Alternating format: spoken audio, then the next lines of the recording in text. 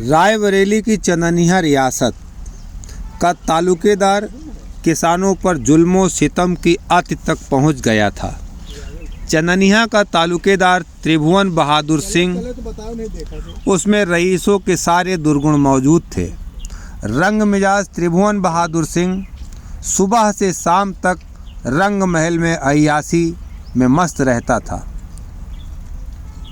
उसके रंग महल में सारा दिन अय्याशी के कार्यक्रम चलते थे। रियासत तो कारिंदों के सहारे थी और कारिंदे त्रिभुवन बहादुर सिंह की रखैल अच्छी जान के इशारे पर किसानों का शोषण करते थे। अच्छी जान के लिए पैसों से बढ़कर कोई दूसरी चीज़ नहीं थी। लगान हो, बकाया हो या बेगार के इनकारी, हर जुर्म की सज़ा तय थी। ऐसी ही एक सज़ा थी किसानों को महुआ के पेड़ से बांधना, जिसमें ऊपर से नीचे तक चींटियों का बसेरा था। उस पेड़ पर किसान को बांधकर पेड़ पर सीरा या राख छिड़क दी जाती थी और चींटियों के हमले से किसान अथाह पीड़ा पाता था और दम तोड़ता था। दूसरी सज़ा थी किसान के गले में बेल की माला डालकर हाथ बांधकर पेड़ से लटका दिया जाता था और किसान इस क्रूर सज़ा से दम तोड़ देता था। चननिया स्टेट के गांव पूरे खुशहाल से किसान नेता अयोध्या की सभा में रायबरेली से 500 लड़ियों का जत्था लेकर पहुंचे थे। ये बैलगाड़ियां बेहद सुंदर और सजे हुए बैलों के साथ थी।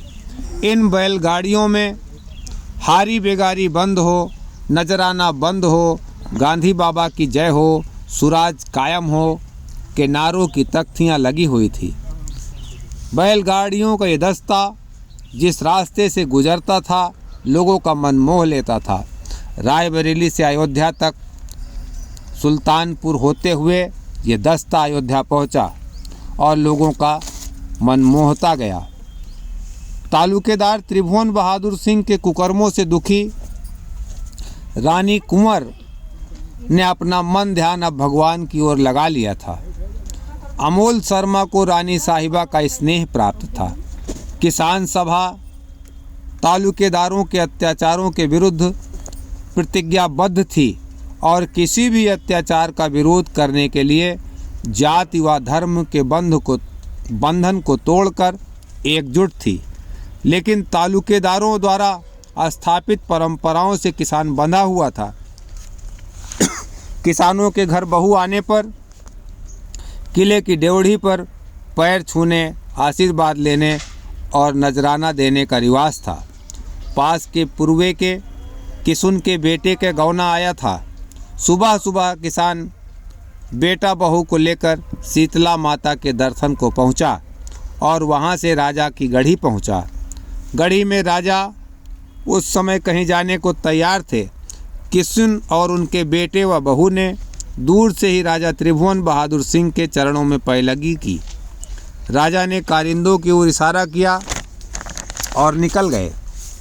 कारिंदा उन्हें लेकर त्रिभुवन बहादुर सिंह की रखैल अच्छी जान के पास गया। अच्छी जान के पास जब किसान अपने बेटे और बहू को लेकर पहुंचा, अच्छी जान ने बहू का घूंघट उठाकर मुंह देखा और नजराने के 1.25 रुपये लेते हुए किसुन से कहा, महतो जाओ, विदाई बिहाने होए। तुम्हारी बहुरिया के विदाई बिहाने होए। किसुन गिड़गिड़ाया कि दुहाई हो सरकार की, अबे तो गांव घर की देवी गुसैयाँ नहीं पूजी गई। रात गौनहा आए हैं और हम ड्योढ़ी छुआए ही लाए हन। किसुन अच्छी जान के आगे गिड़गिड़ा रहा था और अच्छी जान कह रही थी, यह तो रीत है, ये तो गढ़ी की रीत है, विदाई बिहाने होत है। किसुन ने कहा, नहीं सरकार, यह रीत तो रानी साहिबा ने बंद कर दी है। लेकिन अच्छी जान कोई बात सुनने को तैयार नहीं थी। वास्तव में तमाम जमींदारों, तालुकेदारों, रियासतों और बबुआनों में यह बहुत ही अमानवीय परंपरा थी जो आज़ादी के बहुत दिनों बाद तक दूसरे स्वरूपों में रायबरेली और आसपास के जनपदों में व्याप्त थी। नई नवेली बहुओं के साथ घटित होती थी ये घटना। अच्छी जान की इस हरकत की सूचना रानी साहिबा तक पहुंची। रानी साहिबा बाहर आईं।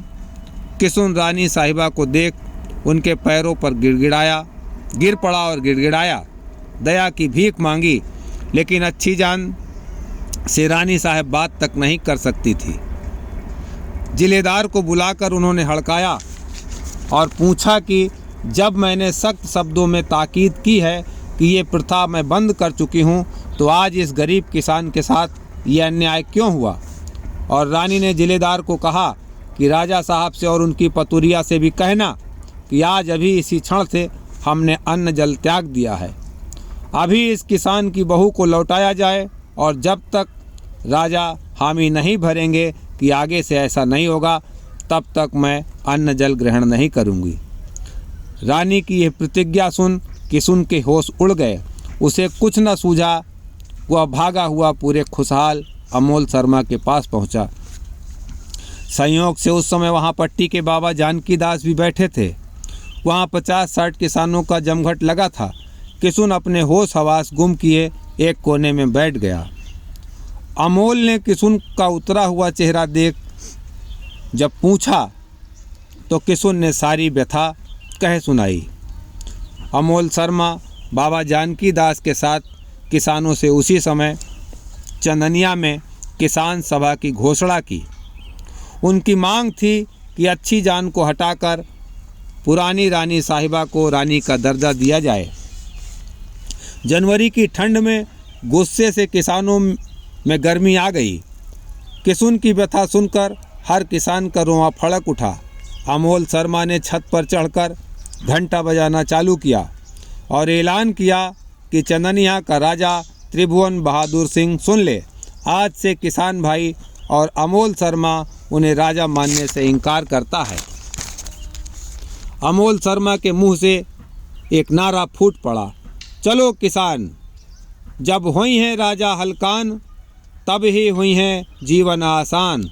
राजा का हराई के, रानी का बिठाई के, बेगैरत का भगाई के, आई हैं सुराज। चलो आज फिर घेरा चंदनिया का। घंटे की आवाज़ सुनते ही धई जलालपुर, गदागंज, दीनसा गौरा आदि गांवों में घंटे की आवाज़ पहुंच गई। आवाज़ सुनते ही किसान गांव से निकल पड़े और गुहार लगाई कि हरहन माँ, खरिहानन माँ, खेतन माँ, घरन माँ, रहट माँ, कुआं पे पुरवाही माँ, किसान आपन सब काम छोड़ के चंदनिया पहुँचें, लड़ाई बहुत जोर है। 1 घंटे बाद ही किसानों का हुजूम पूरे खुशहाल में छा गया और देखते देखते हजारों किसानों ने गढ़ी को घेर लिया। रानी को गद्दी नसीन करने, नजराना और बेदखली बंद करने की मांग करने लगे। अमोल शर्मा, बाबा जानकी दास और बद्री नारायण जैसे ही गढ़ी पहुँचे, किसानों का उत्साह बढ़ गया और बाबा रामचंद्र की जय, गांधी बाबा की जय, किसान सभा की जय की गगनभेदी नारों ने से वातावरण गूंज गया। अमोल शर्मा, बाबा जानकी दास की जय के साथ चंदनिया की रानी की जय के नारे भी वातावरण में गूंजने लगे। पुलिस और किसानों से भिड़ंत हो गई। इतने में ही त्रिभुवन सिंह ने अपनी बंदूक निकाली और किसानों को गरियाने लगा। किसानों को गाली किसुन के लड़के से बर्दाश्त नहीं हुई और उसने लपक के त्रिभुवन सिंह की बंदूक छीन ली और 2 तमाचे त्रिभुवन बहादुर सिंह के गाल पर जड़ दिए। त्रिभुवन के कारिंदों ने नवयुवक को घेर लिया और पकड़कर महल की ओर ले जाने लगे।